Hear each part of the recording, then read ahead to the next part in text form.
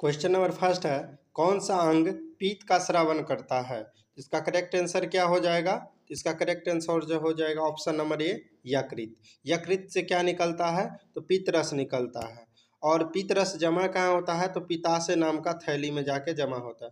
पीत रस का पीएच मान कितना होता है? तो पीएच मान होता है आपका 7.7। और इसका प्रकृति कैसा होता है? तो क्षारीय होता है। नेक्स्ट क्वेश्चन की ओर चलते हैं। नेक्स्ट क्वेश्चन है, क्वेश्चन नंबर 2 है, डीएनए टेक्नोलॉजी के विकास के पश्चात यह संभव हुई है। इसका करेक्ट आंसर क्या हो जाएगा? इसका करेक्ट आंसर हो जाएगा ऑप्शन नंबर ए, डीएनए अंगुली मुद्रण। और डीएनए को क्या कहा जाता है? तो आनुवांशिक गुणों का वाहक कहा जाता है। और डीएनए फिंगरप्रिंट टेस्टिंग का विकास कौन किसके द्वारा किया गया था? तो एलेक जेफरी के द्वारा किया गया था। और डीएनए फिंगरप्रिंट संस्थान का हेडक्वार्टर कहाँ पर है? तो हैदराबाद में है। नेक्स्ट क्वेश्चन की ओर चलते हैं। क्वेश्चन नंबर 3 है, निम्न का कारण विषाणु है। इसका करेक्ट आंसर क्या हो जाएगा? ऑप्शन नंबर सी हो जाएगा, रेबीज। रेबीज क्या होता है? रेबीज वो एक वायरस है जो क्या किससे फैलता है? तो कुत्ता के काटने से, यानी कि जानवर के काटने से फैलता है। और रेबीज के टीका को सर्वप्रथम किनके द्वारा बनाया गया था? किनके द्वारा? तो लुई पास्चर के द्वारा बनाया गया था। नेक्स्ट क्वेश्चन की ओर चलते हैं। नेक्स्ट क्वेश्चन है, गति का अध्ययन कहलाता है। गति का अध्ययन कहलाता है। इसका करेक्ट आंसर क्या हो जाएगा? इसका करेक्ट आंसर हो जाएगा ऑप्शन नंबर ए, काइनोमेटिक्स। इसका करेक्ट आंसर क्या हो जाएगा? ऑप्शन नंबर ए, क्वेश्चन है, क्वेश्चन नंबर 5 है, क्वांटम सिद्धांत का सुझाव किसने दिया था? क्वांटम सिद्धांत का सुझाव किसने दिया था? इसका करेक्ट आंसर क्या हो जाएगा? इसका हो जाएगा करेक्ट आंसर प्लांक के द्वारा। ऑप्शन नंबर सी होगा। इसका राइट आंसर क्या हो जाएगा? Option number C. और गुरुत्वाकर्षण का सिद्धांत और गति का नियम किनके द्वारा दिया गया था? तो न्यूटन के द्वारा दिया गया था। और E बराबर mc² जो सिद्धांत दिया गया, E बराबर mc² सापेक्षता का सिद्धांत आइंस्टीन के द्वारा दिया गया था। नेक्स्ट क्वेश्चन की ओर चलते हैं। क्वेश्चन है, वह यंत्र जो अत्यधिक तापक्रम मापता है क्या कहलाता है? वह यंत्र जो अत्यधिक तापक्रम मापता है वह क्या कहलाता है? तो इसका करेक्ट आंसर क्या हो जाएगा? इसका करेक्ट आंसर हो जाएगा ऑप्शन नंबर ए, पायरोमीटर। और पायरोमीटर किस सिद्धांत पे काम करता है? तो ये स्टीफन्स के सिद्धांत पे कार्य करता है। नेक्स्ट क्वेश्चन की ओर चलते हैं। नेक्स्ट क्वेश्चन है, क्वेश्चन नंबर 7, लक्स इसकी इकाई है। लक्स इसकी इकाई है, तो इसका आंसर क्या हो जाएगा? इसका करेक्ट आंसर हो जाएगा ऑप्शन नंबर डी हो जाएगा, प्रदीप्ति। प्रदीप्ति की इकाई क्या है? लक्स है। वैसे ताप का क्या हो जाएगा? तो केल्विन हो जाएगा। ताप का क्या होगा? केल्विन। द्रव्यमान का क्या हो जाएगा? तो केजी हो जाएगा। अब बल का क्या होगा? तो न्यूटन होगा। नेक्स्ट क्वेश्चन की ओर चलते हैं, अगली क्वेश्चन की ओर। क्वेश्चन नंबर 8 है, यह एक अश्व शक्ति का समतुल्य है। तो 1 HP बराबर कितना होता है? तो 1 HP बराबर होता है 746 वाट। 746, इसका करेक्ट आंसर हो जाएगा ऑप्शन नंबर ए।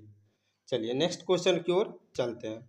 अगली क्वेश्चन है, नगर कोझिकोड कहलाता था। इसका करेक्ट आंसर क्या हो जाएगा? इसका करेक्ट आंसर हो जाएगा option number D, Calicut.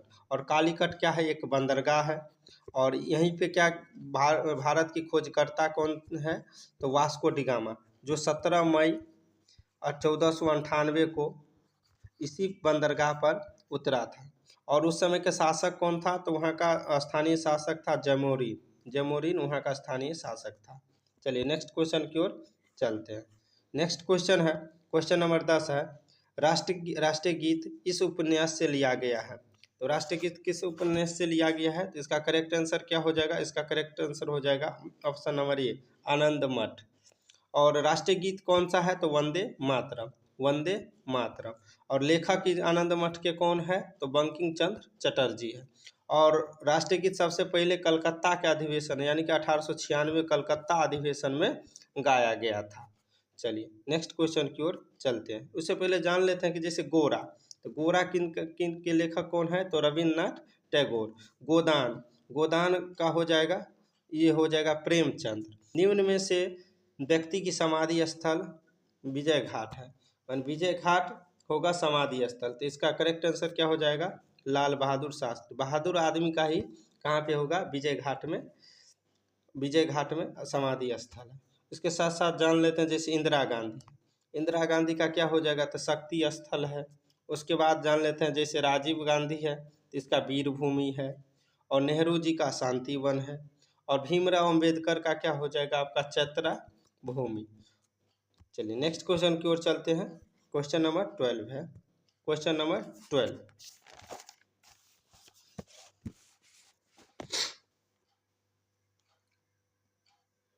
Jawaharlal Nehru Congress party के अध्यक्ष चुने गए थे, इसका करेक्ट आंसर क्या हो जाएगा? Option number A 1929।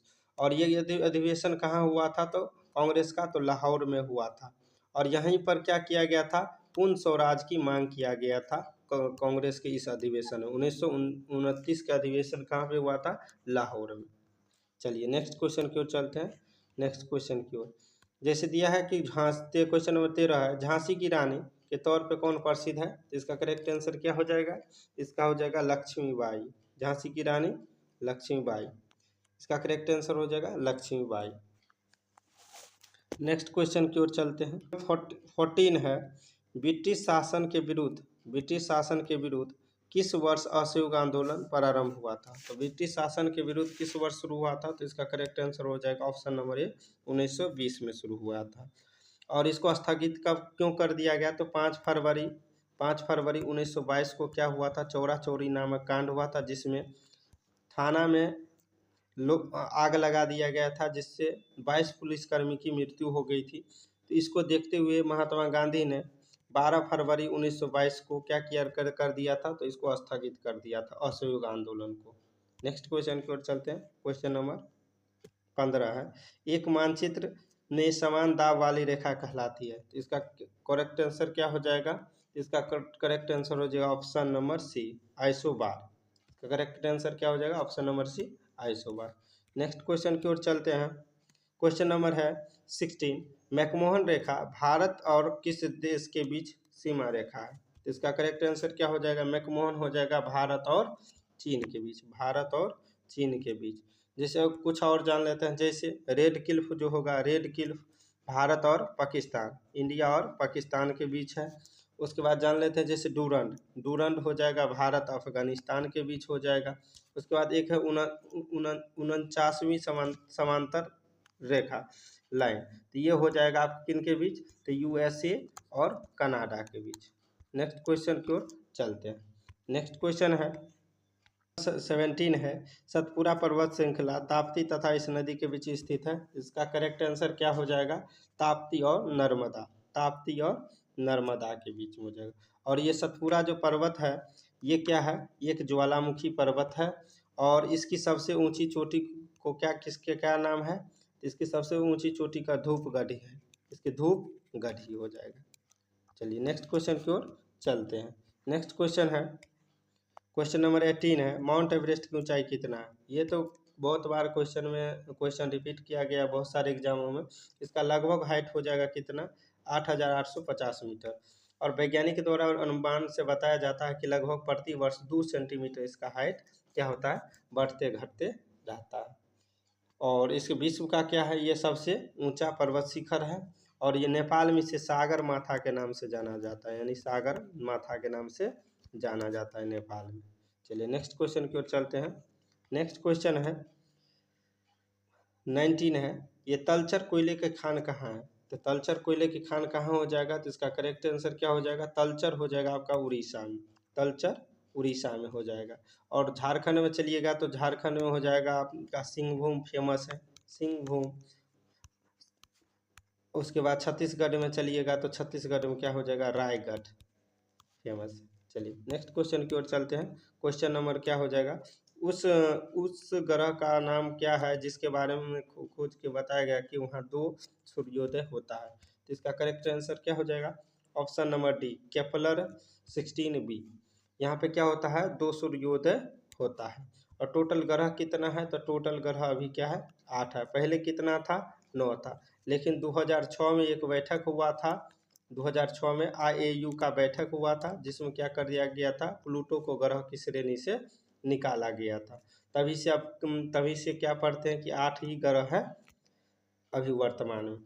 चलिए अगर क्वेश्चन अच्छा लगा हो तो आप इसको शेयर कीजिएगा अपने दोस्तों के साथ। और इस चैनल पे अगर नए हैं तो चैनल को सब्सक्राइब कीजिए और इस वीडियो को लाइक कीजिए। चलिए मिलते हैं नेक्स्ट वीडियो में। बाय बाय, जय हिंद।